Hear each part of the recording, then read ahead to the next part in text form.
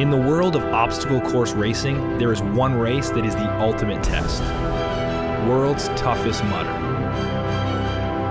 A 24-hour grueling race that tests your will and challenges you to the core. There is a different motivation for every competitor. These are their stories.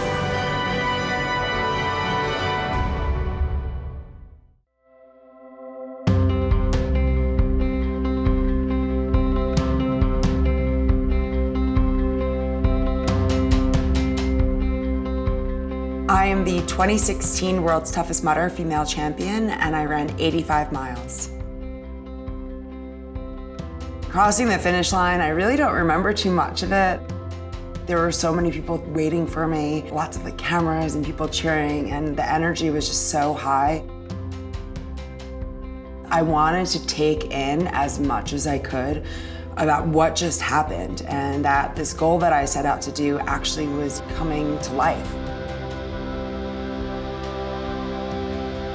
My name is Stefanie Bishop, and I'm from Manhasset, New York.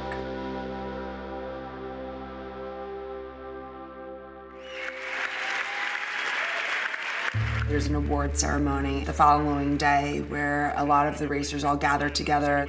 And I saw the top male competitors who each ran 100 miles get this orange blazer, and I turned to my friend, and without hesitation, I just said, I want one of those jackets, and I will get one of those jackets. Is that cocky? No.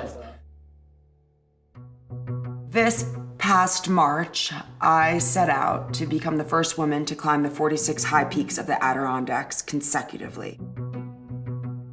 No woman has ever done it. It was a challenge that was outside the box that really appealed to me.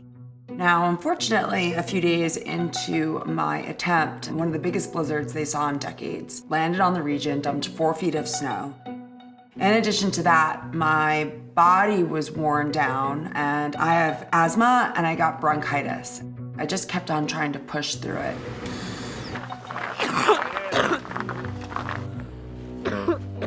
I ran my body way past its energy levels.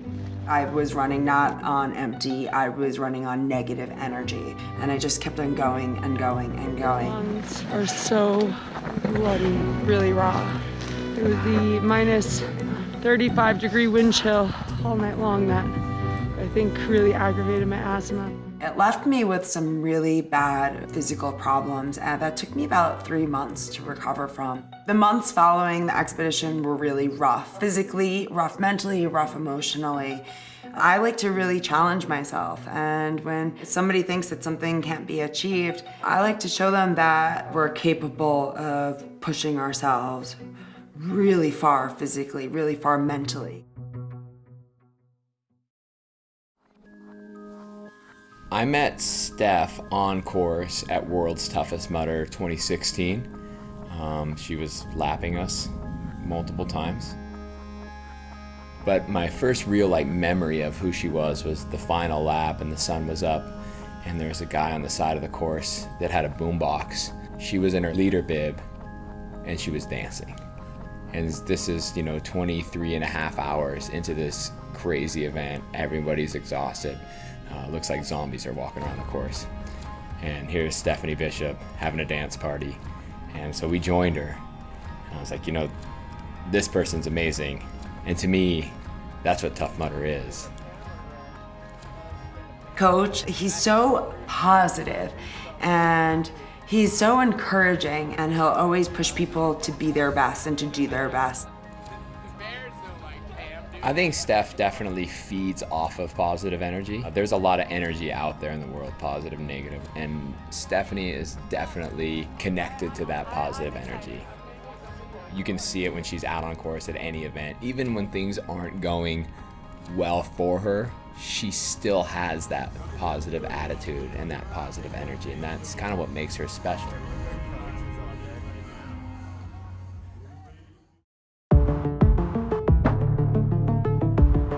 Stefanie did the Adirondack mission, and the reason that she pitted for me was because she was still recovering. And what that is just kind of being, that person of support out there in the toughest event, which is 8 hours from midnight to 8 a.m. and you do a 5-mile loop, and each time you can come back through to your pit. In her head, she was gonna give it all for Atlanta and throw down, and that was in her head. And she's a very driven girl. Unfortunately, her body wasn't quite there yet. I raced in a few of the toughest mudder events this year, and that's like an 8-hour world's toughest mudder style race. My first race was Atlanta, which I DNF'd 10 miles into the race because of stomach issues. It was a horrible experience. Doing all right? No, my body's just shutting down. It's all right. It was an absolute heartbreak to see how it all played out because she's a All competitor. right, cool. Thank Thanks, you. guys. All right. Hey. Sorry. Sorry, I mean fudge! Even though that wasn't a success, I learned a lot about, myself and really what I'm capable of pushing myself through. And that's a big experience that I can take with me to World's Toughest Mudder. And, if I get down into a bad place, I can kind of dig myself out of it because it can be a lot worse. It can always be a lot worse.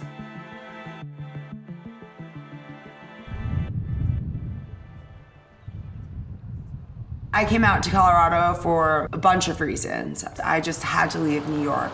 New York is extremely hectic. I'm always running around. I don't get as much rest as I need, and it's just inconvenient for the type of training that I need to do. I'm staying at my friend's house in Basalt, Colorado, and it's just been a really great setup, and she's been so generous to open up her doors to me and to let me stay here while I train. Very quiet, this neighborhood that I'm in. You could hear a pin drop out here. I'm on a trailhead within 1.5 miles and climbing up a mountain.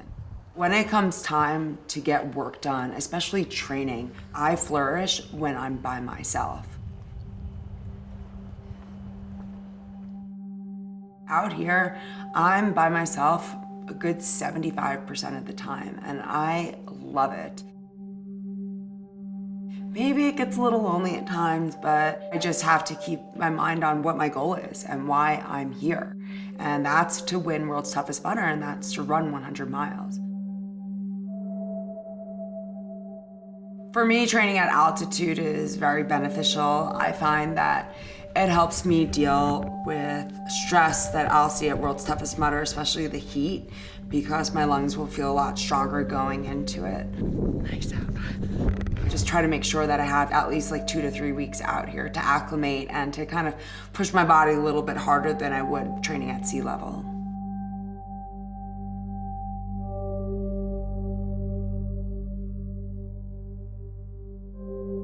Routine is everything for me out here. I stick to a pretty strict schedule. Typical day, I'll get up between, let's say, 5 and 6 a.m. Usually I'll have breakfast, I'll roll out, I'll get myself mentally and physically prepared for what kind of training I'm gonna do that morning. Ideally, it's probably gonna be a mountain run. I would say anywhere from like maybe a short run, an hour, up to 3, 5, maybe even 8 hours if it's a long training day. I come back, I shower, I eat, or maybe I nap right away, because if I'm tired, I need to sleep. Then I wake up, I eat some more, and usually I'll go out for a second training session. It might just be like taking my bike out for an hour, really easy, or it could be heading out to the gym.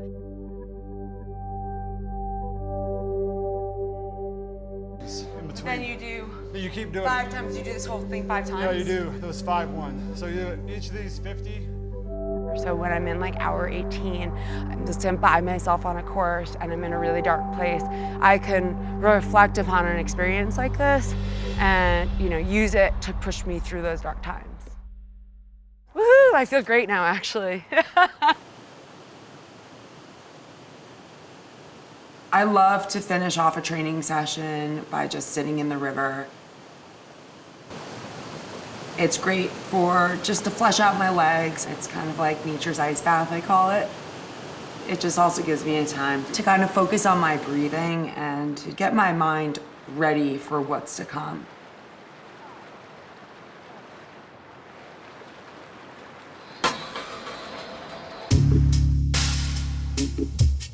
This is the largest field of competition that World's Toughest Mudder has ever seen on the women's side. You have a group of ladies that have been battling it out during this 8-hour Toughest Mudder series all year long, and they've been putting up some really high mileage. Lindsay Webster, who ran consistently 40 miles, 45 miles. Same with Allison Ty, who won the whole series. And Amelia Boone is back. She was injured all year long last year. So it's gonna be kind of a bloodbath out there between the ladies. But the funny thing is like, you know what? If we're all at Loch Ness Monster at the same time, we're gonna be helping each other up and over it, because that's what we do when we're out there, even though we're competing against each other. World's Toughest Mudder is one of these events where you're just grinding really hard and you're putting everything out there for 24 hours straight. It's really intense. I'm always asked by people, why do I do this? Why do I put my body through this? To me, I really enjoy doing this. It makes me smile. I'm looking forward to reuniting with my Mudder family, and I'm just really curious if I can go the distance, if I can get that orange jacket finally, if I can be the first woman to do that. And just looking forward to having fun. It's a big old dance party out in the desert. That's what it feels like.